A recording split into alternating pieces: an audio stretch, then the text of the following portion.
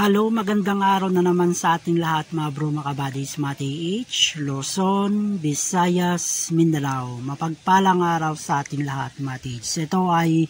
meron na naman akong i-share sa inyo mga TH kung saan itong makikita nyo na area dito ay nakapag-test dig na ako dito. Kung saan ay meron din kayong makikita na malaking bato na makikita nyo dito ay ito ay nakahugis din na bato at ito ay naka-alignment ng 225 Southwest. Ang kanyang coordinate sa 45 Northeast ay meron tayong makikitang dalawang bato na meron siyang pagitan at magiging passage. Patungo ng 45 Northeast ay meron pang malaking bato doon na nagkapatong yung bato na yon, at iyon ay naka 45 Northeast, at ito naman ang bato na makikita nyo ay naka-D na bato sa alignment ng 225 Southwest, na kung saan ang makikita nyo na animal sign marker doon ay yung malaking bato doon ay meron siyang animal sign marker na nakatingin dito sa coordinate niya na hugis din na bato na malaki, na kung saan naman itong hugis din na bato ay meron siyang coordinate sign marker dito na ito ang makikita nyo matage na naka-symbolation dito na kanji. Ito ay symbolation ng jewelries deposit or gemstone deposit ang nakabound dito, kung saan ito ay kanji symbol ng gemstone or jewelries ang nakabound dito na meron siyang enter sign, at yung symbolation na yan matage ay sumisimbolo nga na spot deposit na jewelries dito sa portion na ito, kung saan ang test dig ko na ito matage ay makikita nyo yung dito mismo sa gitna yung bato na napalabas ko yan na malapad na bato, kung saan ang nasa ibabaw matage ay ito yung nasa ibabaw na simulation ng deposit dito sa under niya, kung saan nga ay lumabas yung bato na yan, kung saan naman itong malaking bato na nakahugis din na bato na ito ay meron tayong makikitang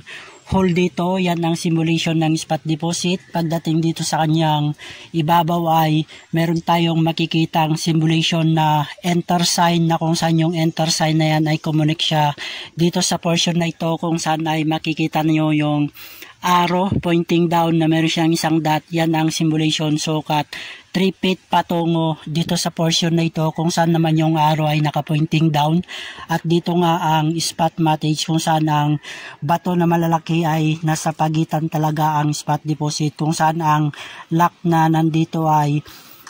yung pinakalock niya, plus dito ay meron siyang passage patungo dito sa gitna, kung saan nga ang spot deposit na center ay dito matage, kung saan nga yung mga HTM na lumabas sa lalim na 1 foot at patungo na sa lalim 2 feet ay lumabas itong mga positive sign marker HTM na ginawa nila. Ito ang makikita natin matage na tali kasama sa HTM na nakabaon dito sa lalim na 1 feet ay lumabas itong tali, plus na sundan matage yung mga lumabas ay ito yung makikita natin na hugis puso na sumisimbolo wealth deposit. Itong hugis puso na ito ay meron naman siyang hole or dot na nakapabilog din siya na nagpapahiwatig on the spot, plus dito ay meron tayong makikitang hugis puso na naka V-shape nagpapahiwatig wealth deposit at symbolation code numeric 5, plus ito pa ang makikita nyo pag ganyan siya ay hugis box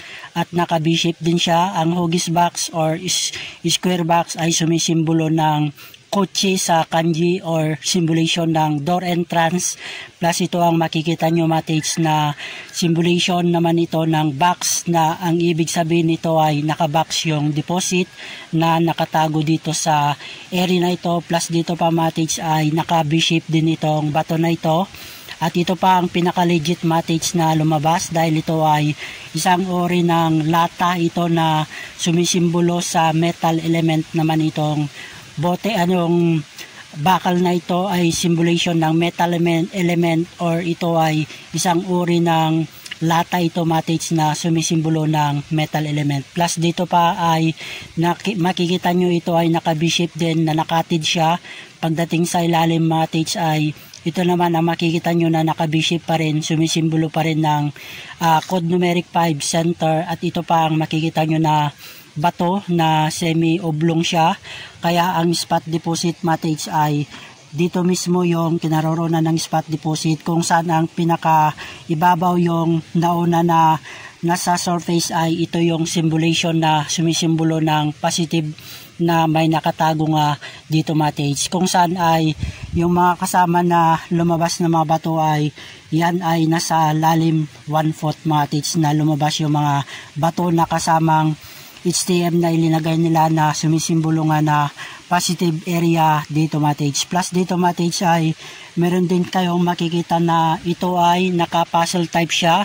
Ganyan nung position niya nung nakuha ko siya mga tids, kung saan yung area na nakuha ko ito ay dito sa portion na ito, kung saan yung kanyang nasa likod ay yung dot at arrow na naka-pointing down, at yung makikita nyo ay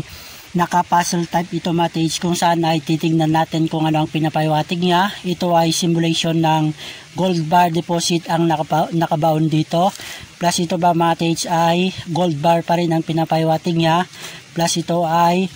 gold bar pa rin mga tids ang pinapahiwatig nito, dahil ito ay naka-puzzle type na ganyan ang position niya nung nakuha ko mga tids, kung saan nga ay sa lalim 1/4 ay dito lahat yan lumabas mga tids, kung saan ay positive area dito sa spot na ito, kung saan itong malapad na bato ay yan na ang susundin pababa, kung saan nga ang spot deposit ay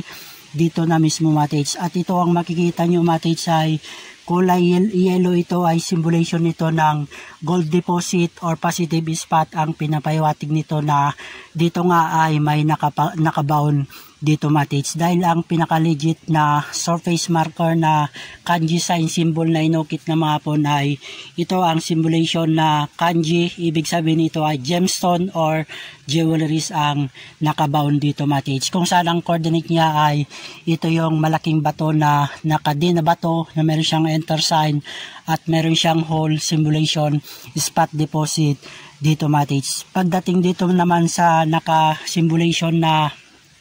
gemstone kanji na inukit ng mga hapon ay ito na makikita nyo mga tids ay naka-courting C simulation ng door entrance, kung saan ay ang pagitan naman nitong dalawang bato na ito ay meron siyang passage patungo dito sa gitna mismo mga tids. At ito ay napakagandang sharing na naman sa inyo mga tids, para makita nyo kung paano gumawa ng layout ng mga hapon sa pagbound nila ng kayamanan mga tids, dahil ito ay tinestig ko na para malaman kung positive nga ang